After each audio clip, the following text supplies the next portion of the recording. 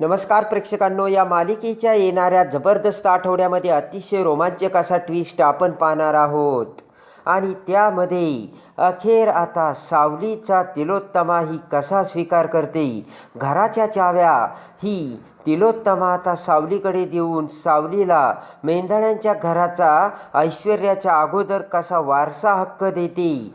आणि सावलीला जाब विचारायला आलेल्या भैरवीच्या मुसक्या आवळून भैरवीला शब्द नीट वापर, भैरवी ती माझी सून आहे असे सांगत तिलोत्तमा आता भैरवी आणि ऐश्वर्याचा कसा खेळ खल्लास करते. आणि सावली या घरची सून म्हणत तिलोत्तमा आता भैरवीला सावलीची कशी माफी मागायला लावते आणि तीही पाया पडून, हे या व्हिडिओमध्ये आपल्याला पाहावयास मिळणार आहे. आणि मेंढळ्यांच्या सर्वश्रेष्ठ सुनेचा मान सावलीला देऊन भैरवीला सावलीच्या समोर वाकवून तिलोत्तमा ही भैरवीला कसा बाहेरचा रस्ता दाखवते, हे या व्हिडिओमध्ये आपण बघूयात. तर त्यामध्ये आता सावलीने सगळ्यात मोठं काम करून सारंगचा जीव वाचवलेला असतो. आणि त्याचबरोबर आता सारंगला कोर्टातून बाहेर काढून शिवानीचा खरा चेहरा सावलीने आता तिलोत्तमासमोर आणलेला असतो.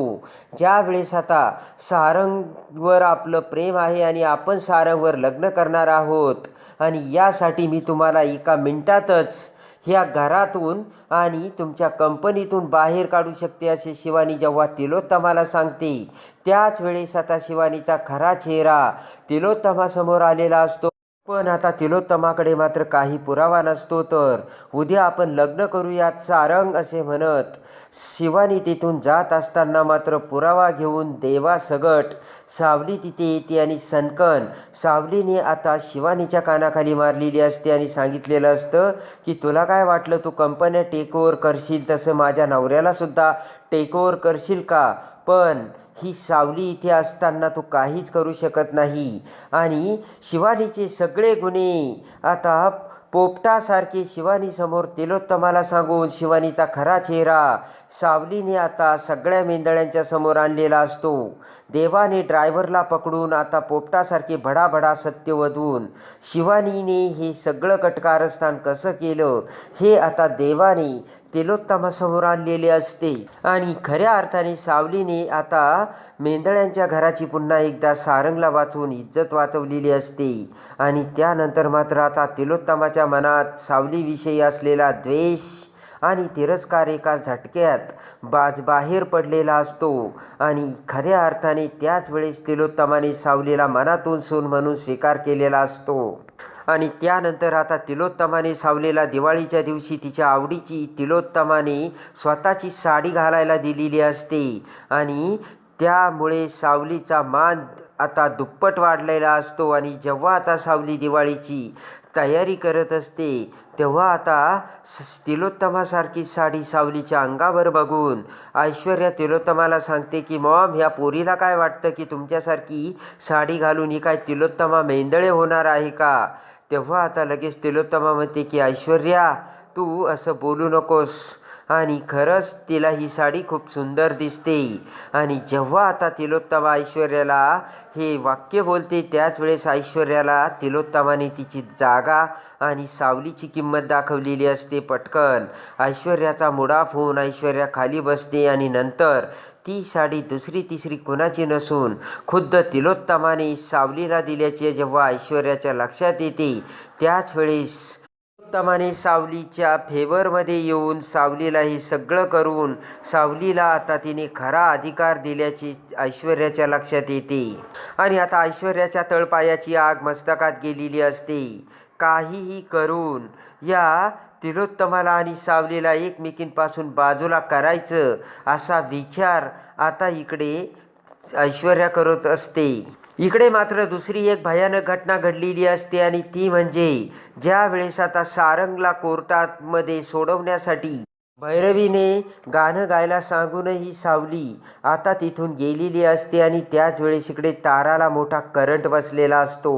आणि ताराला करंट बसून पारू आणि सावलीने मोठा डाव खेळलेला असतो. पण आता त्यानंतर इकडे भैरवीला जे काही घडलं ते फक्त सावलीमुळे घडलंय.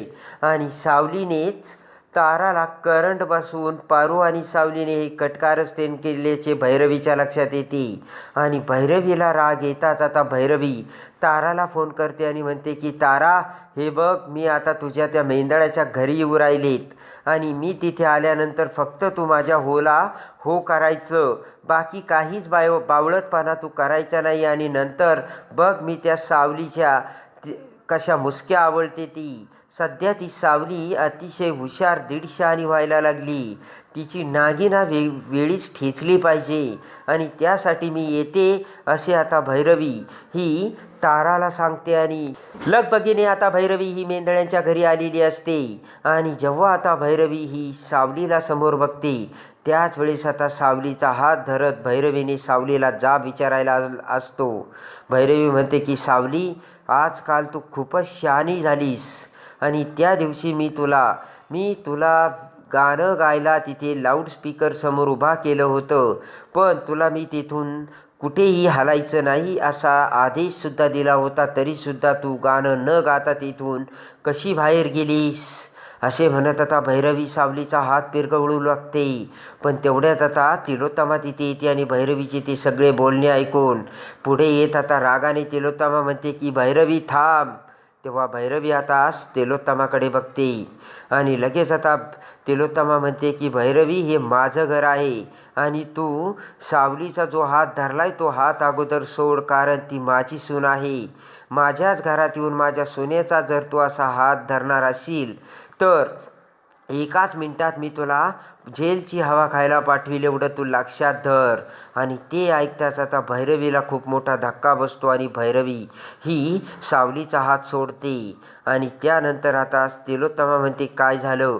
तेव्हा भैरवी घडलेली हकीकत तिलोत्तमाला सांगते आणि भैरवी म्हणते की त्या दिवशी मी हिला गाण्याच्या ताराचा रिहर्सल होता आणि तयारी करायला आणलं होतं, पण ही तयारी अर्धवट सोडून पुन्हा तिथून निघून गेली. तर सावलीने साठी कोर्टात साक्ष द्यायची होती आणि घडलेली हकीकत तिलोत्तमाला सांगते. तेव्हा तिलोत्तमा म्हणते की हे बघ भैरवी, एक तर सावली तुझी नोकर नाही आहे किंवा तू तिला कामाला ठेवून त्या ताराची असिस्टंट बनवून तू तिला विकत घेतलेलं नाही आहेस. ती माझी सून आहे, तिला काम करायचं की नाही करायचं हे तिचा प्रश्न राहिला, तू तिला बळजबरी करणारी कोण असे म्हणत आता तिलोत्तमा भैरवीला म्हणते की हे बघ, आजपासून माझ्या सुनेसोबत बोलायला ना लायकीत बोलायचं आणि शब्दाचा वापर नीट जपून करायचा, नाही तर एका सेकंदात मी तुझी ती उलट बोलणाऱ्या धारदार शब्दांची जीभ कातरून टाकेन. ते ऐकताच आता भैरवीला धक्का बसतो. ताबडतोब माझ्या घरातून चालती हो, अन्यथा लगेच आता पोलिसांना बोलवून मी तुला धक्के मारून बाहेर काढील भैरवी वजे असे आता तिलोत्तमा भैरवीला सांगून एका मिनिटात तिलोत्तमाने भैरवीची लायकी दाखवलेली असते. आणि सावली माझी सून आहे सांगत तिलोत्तमाने सावलीला मिठी मारलेली असते.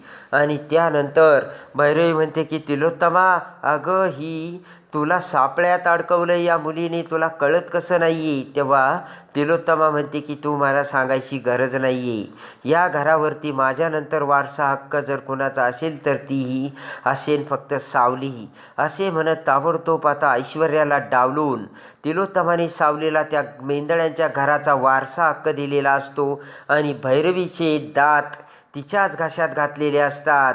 सावलीला मेंदळ्यांची सगळ्यात मोठी सून बनवून तिलोत्तमाने एकाच वेळेस भैरवीला जागीच बसवलेलं असतं आणि ऐश्वर्याला एका सेकंदात वाकवलेलं असतं. तर कसे वाटली तिलोत्तमाचे सावलीवरचे प्रेम ते कमेंट्समध्ये नक्की कळवा. आणि सावळ्याची जणू सावली मालिकेच्या डेली अपडेटसाठी आपल्या चॅनलला लाईक करा, सबस्क्राईब करा.